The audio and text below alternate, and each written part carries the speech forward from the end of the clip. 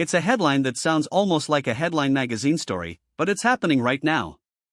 While President Donald Trump is locked in a heated standoff with Italy's Prime Minister Giorgia Meloni, the United States ambassador to Rome, Tilman J. Fertitta, is literally out at sea on the Grand Duchy of America's biggest tourist attraction, his own $450 million superyacht, the 384-foot, 7-deck boardwalk.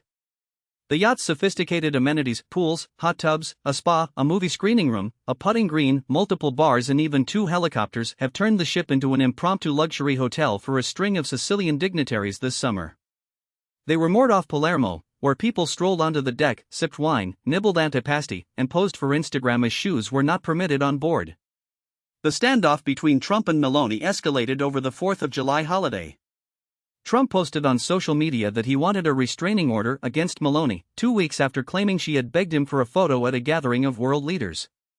In the midst of that drama, Fertitta said that he has talked to both sides. He told reporters that I listened to them both, stressing that from his review of their arguments he finds them both understandable. Yet in the same breath, when asked whether the dispute affects the American-Italian relationship, he said it doesn't affect my relationship or the American-Italian relationship. He continued to laugh about the absurdity for a guest. And that's what the Italian opposition has taken issue with. Some critics accuse the ambassador of avoiding legitimate diplomatic work. They argue that he is spending public money on a luxurious sea voyage that does not help resolve a very public disagreement between the United States and Italy. They point to the cost of keeping the boardwalk operating and the expensive hospitality to Sicily's leaders. From the Italian side, the Prime Minister has been mocking President Trump for appearing to support the war in Iran, something that Italy has not backed. And there has been talk that Trump branded the Pope a big dwarf, and the Roman Catholic protesters say it is an insult. Tilman Fertitta, in his own Texas-inflected voice, dismissed these slights as just a movie scenario, an Italian comedy.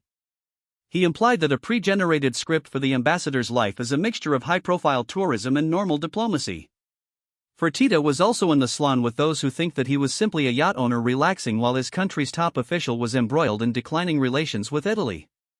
The American Embassy's social media presence is self-mentioned with an Instagram feed that showcases a 48HR video of a rescue hitch in my instance, whereas there must be designated security.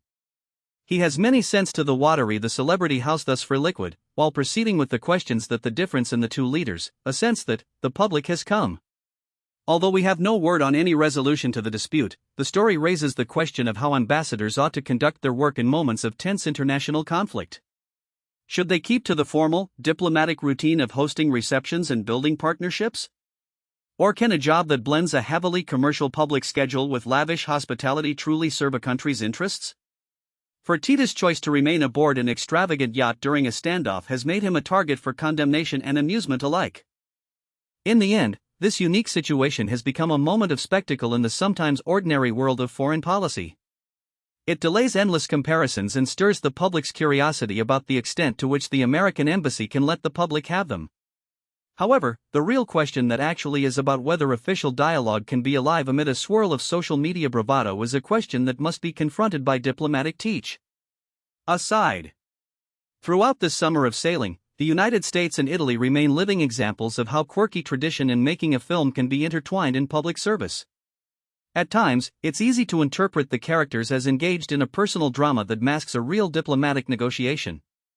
And what starts in a yacht can echo in our foreign policy horizon.